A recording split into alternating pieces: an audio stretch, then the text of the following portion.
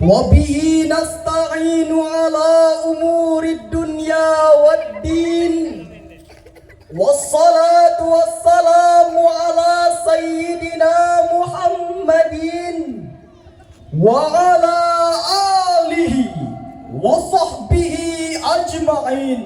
Amma ba'du.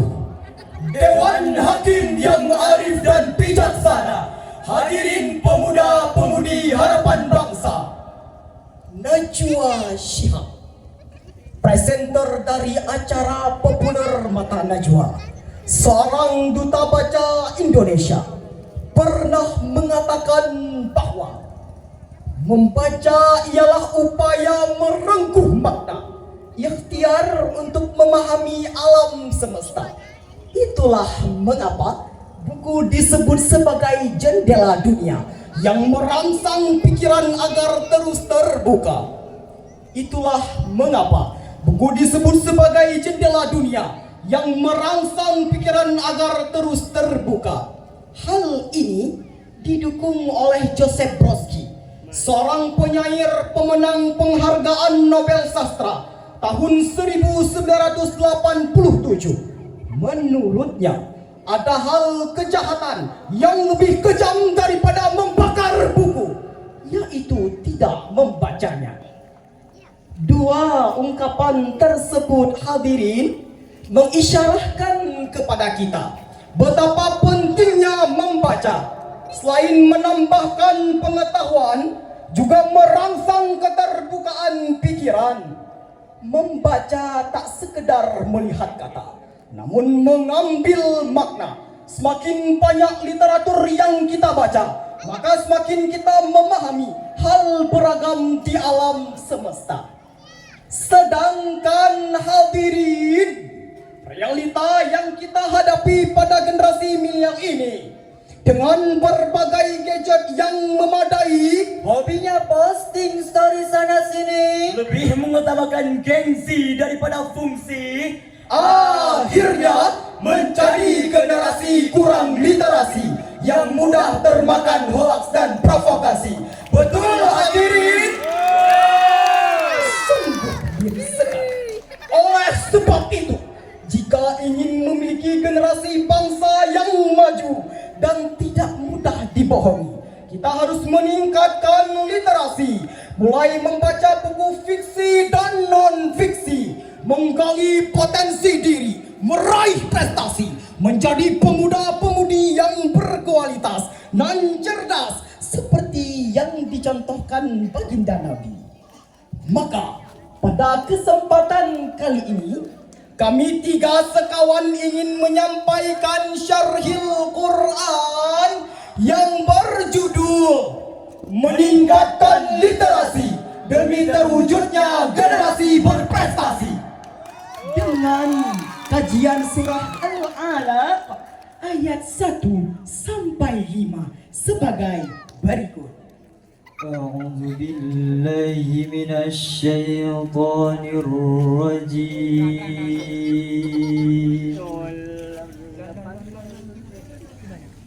بسم الله الرحمن الرحيم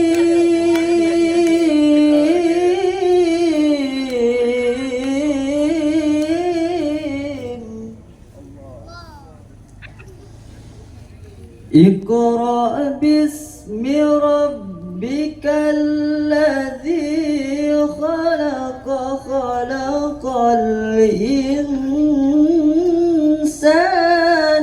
من علق اقرأ وربك الأكرم الذي علم بالقلم علم الإنسان ما لم يعلم. Hamba berlindung kepadamu ya Allah dari godaan syaitan yang terkutuk, dengan menyebut asmamu ya Allah. yang Maha Pengasih lagi Maha Penyayang. Bacalah dengan menyebut nama Tuhanmu yang menciptakan. Dia menciptakan manusia dari segumpal darah. Bacalah, dan Tuhanmu yang Maha Mulia, yang mengajarkan manusia dengan pena. Dia mengajarkan manusia apa yang tidak diketahuinya. Hadirin yang kami hormati, dalam ayat tadi terdapat syarat amar yang terukir dalam kalimat Iqra, yang artinya bacalah. Sebagaimana kaidah usul fiqh menjelaskan, al-aslu fil amri lil wujub. Pada dasarnya suatu perintah menandakan adanya suatu kewajiban. Maka Allah mewajibkan kepada saya, Anda dan kita semua untuk membaca. Pada ayat tersebut hadirin, terdapat dua ayat perintah membaca, yakni pada ayat 1 dan ayat 3 sebagai pengukuhan perintah membaca. Dalam ayat ketiga, perintah membaca disandingkan dengan penegasan bahwa Allah adalah zat yang maha pemurah, sehingga dapat diambil simpulan bahwa perintah membaca yang pertama lebih menekankan kepada membaca karena Allah, sedangkan perintah membaca yang kedua dianjurkan agar memperoleh manfaat dari bacaan ataupun kejadian yang menjadi ibrah dalam kehidupan. Makna perintah dalam ayat tadi hadirin bukan hanya dalam arti membaca tulisan ataupun sebuah buku, melainkan lebih daripada itu. Sebab Nabi Muhammad sallallahu alaihi wasallam menurut para ulama dia adalah orang yang tidak bisa membaca dan tidak bisa menulis. Namun demikian hadirin, Nabi Muhammad dikenal sebagai seorang yang cerdas dalam membaca realitas, sehingga ia memiliki jiwa sosial yang tinggi, revolusioner dan jiwa kepemimpinan. Maka sifat Rasul ini menjadi satu ajaran mulia kepada umatnya, bahwa kita sebagai umatnya harus menjadi umat yang cerdas, berintelektual tinggi, dengan minat baca yang tinggi sebagai salah satu caranya. Namun hadirin, timbul satu pertanyaan, bagaimanakah dengan kondisi saat ini hadirin? Berdasarkan survei yang dilakukan oleh Program for International Student Assessment yang dirilis oleh Organization for Economic Co-operation and Development, bahwa Indonesia menempati peringkat ke-62 dari 70 negara, ataupun merupakan 10 negara terbawah yang memiliki minat baca terendah. Sedangkan UNESCO sendiri pernah menyebutkan bahwa minat baca masyarakat Indonesia hanya 0,001%, yang artinya dari ribuan masyarakat Indonesia hanya satu orang yang gemar membaca.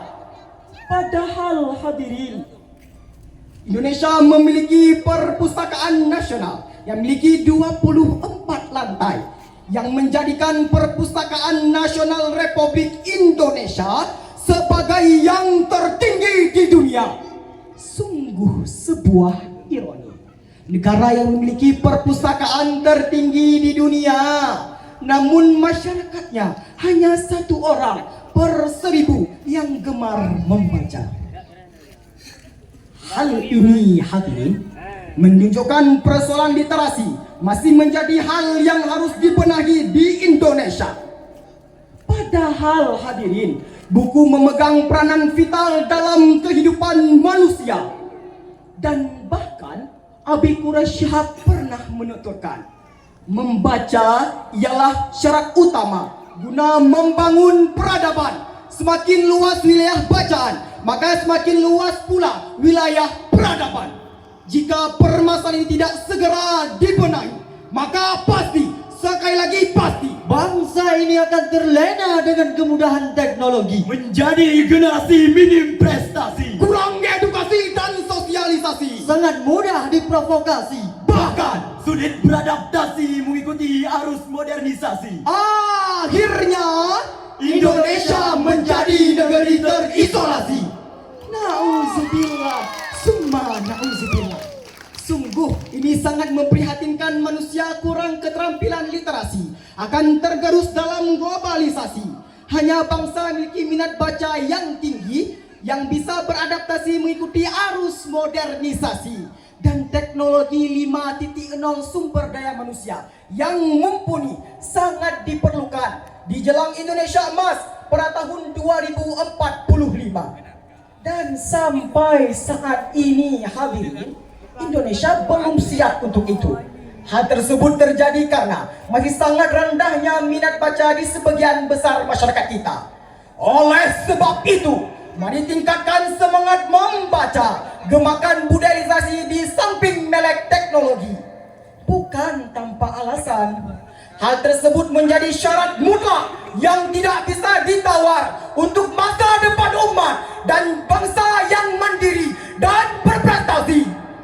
Sebagaimana yang terkandung dalam surat Al-Alaq, bahwa di antara kemurahan Allah ialah Dia mengajarkan kepada manusia apa yang tidak diketahuinya.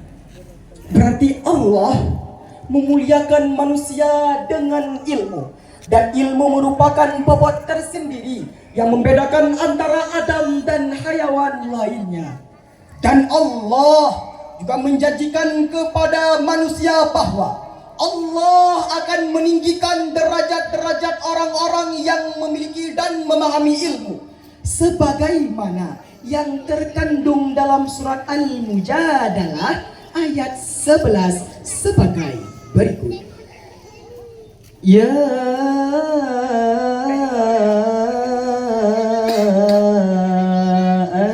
ayyuhal ladzina amanu idza qila lakum tafassahu fil majalis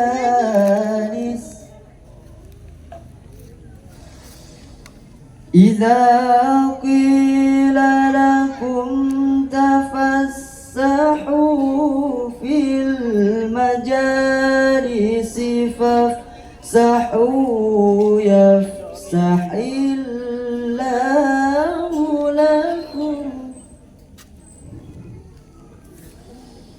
وإذا قيل انشزوا فانشزوا يرفع الله الذين آمنوا منكم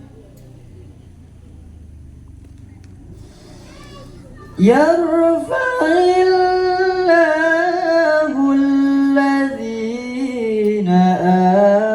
آمنوا منكم والذين أوتوا العلم درجات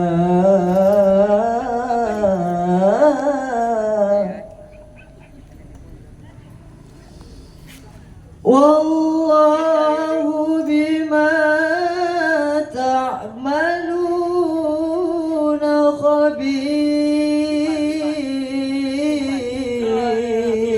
خبير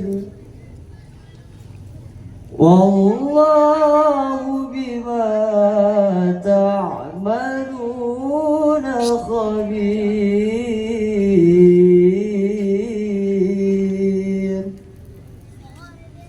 صدق الله العظيم. Wahai orang-orang yang beriman, apabila dikatakan kepadamu, berilah kelapangan di dalam majelis-majelis, maka lapangkanlah. Niscaya Allah akan memberi kelapangan untukmu. Dan apabila dikatakan berdirilah kamu, maka berdirilah. Niscaya Allah akan mengangkat derajat-derajat orang-orang yang beriman di antara kamu dan orang-orang yang berilmu beberapa derajat. Dan Allah Maha teliti terhadap apa yang kamu kerjakan. Maha benar Allah atas segala firman-Nya. Hadirin yang sebangsa dan setanah air, itulah janji Allah bagi insan-insan yang mau membaca, menuntut ilmu, mengambil pelajaran dan memahami kehidupan. Dari seluruh rangkaian pembahasan kami dapat diambil kesimpulan bahwa literasi perlu ditingkatkan agar tetap berprestasi dan dapat bersaing di era globalisasi. Akhir kata, kami menyapa hadirin semua. Segala benar hanya milik Allah semata. Banyak salah, kami manusia biasa. Semoga berkenan mengambil makna. Tiga sekawan mengakhiri syarahan ini.